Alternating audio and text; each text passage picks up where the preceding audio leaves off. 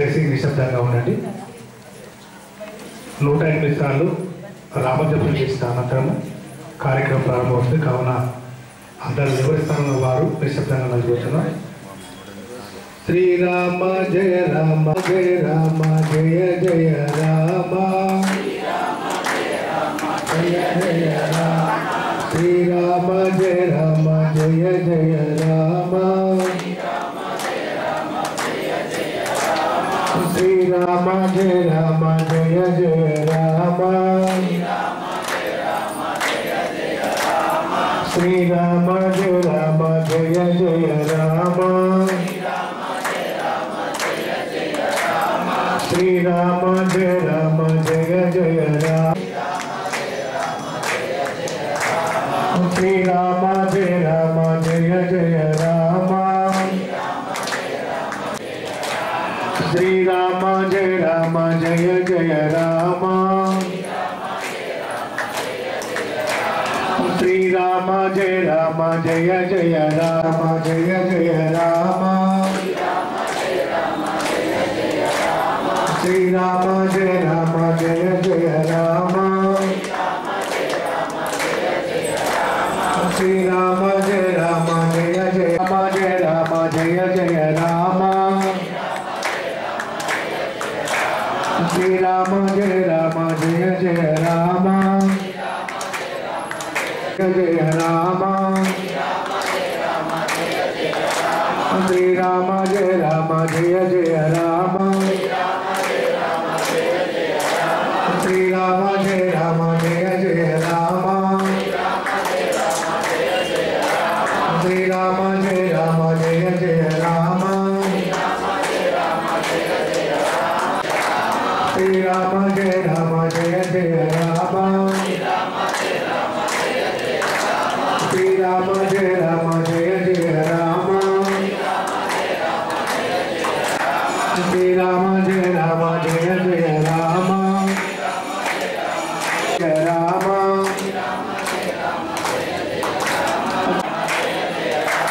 శ్రీరామ జయ రామ జయ జయ రామ శ్రీరామ జయ రామ జయ జయ రామ శ్రీరామ జయ రామ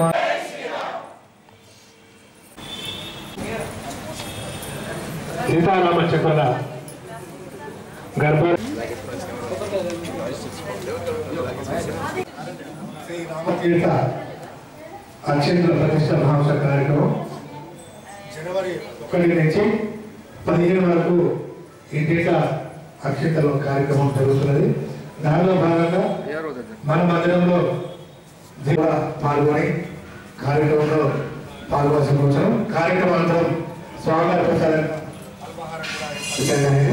కావున అందరూ తప్పక ఆదరణ కోరుతున్నాం. జయ శ్రీరామ్.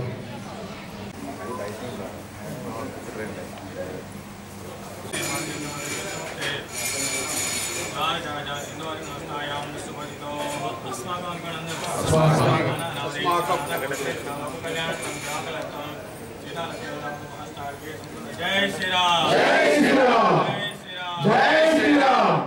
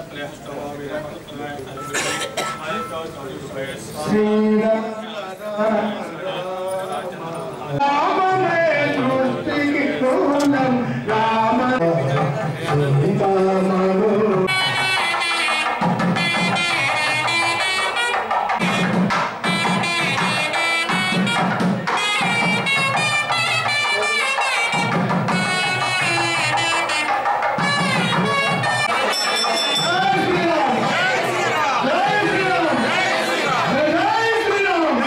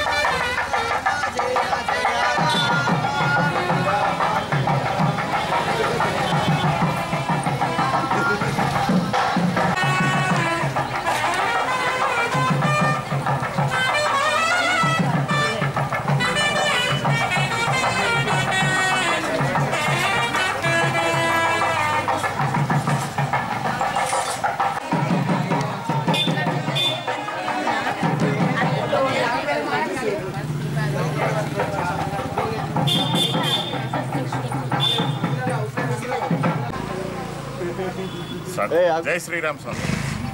ఏదైతే దేశవ్యాప్తంగా ప్రపంచవ్యాప్తంగా రామజన్మభూమి అయోధ్య లోపల రామజన్మభూమి మందిర శంకుస్థాపన గురించి జరిగింది. ఆల్రెడీ గత 500 సంవత్సరాలు జరుగుతున్న ప్రక్రియ లోపల ఈ నెల 22వ తారీఖున విగ్రహ ప్రతిష్ఠ కార్యక్రమం లోపల జరిగే భాగంగా అక్కడి నుంచి ప్రతి ఇంటిలో ప్రతి వాకిల్లో కూడా అయోధ్య నుంచి వచ్చిన అక్షింతలు సమర్పించాలనే ఉద్దేశంతో చేపట్టిన కార్యక్రమం ఈరోజు చాలా బాగా జరిగింది. ఉత్సాహం కార్యకర్తలు మేడం శ్రావణి గారు అండ్ వారు అంతా ఇతర కార్యవర్గ సభ్యులందరూ కూడా అక్కడ మార్కండేయ టెంపుల్ నుంచి తీసుకొని ప్రతి గడపకు అక్షింతలు చేర్చాలనే ఉద్దేశంతో ఒక మంచి సంకల్పంతో చేస్తున్న ఉత్సాహం చాలా గొప్పగా ఉంది.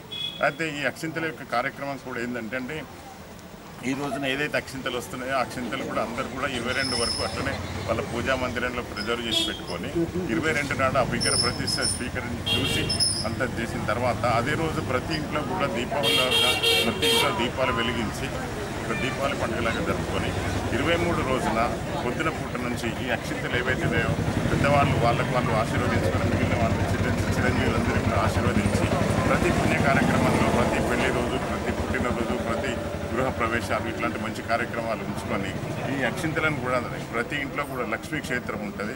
ఆ లక్ష్మీ క్షేత్రం లోపల కూడా ఈ అక్షింతలు పెట్టుకొని చాలా జాగ్రత్తగా ఉంచుకొని ఈ అయోధ్య ఆ రోజు కార్యక్రమం కూడా వీక్షించాలని చెప్పి సంకల్పంతో ఈ యొక్క కార్యక్రమం చేపట్టడం జరిగిందండి. కనుక దీన్ని సద్వినియోగపరిచి అందరూ దీన్ని ఒక మంచి అవకాశంగా స్వీకరించాలని భావనతో జై శ్రీరామ్ స్వామి.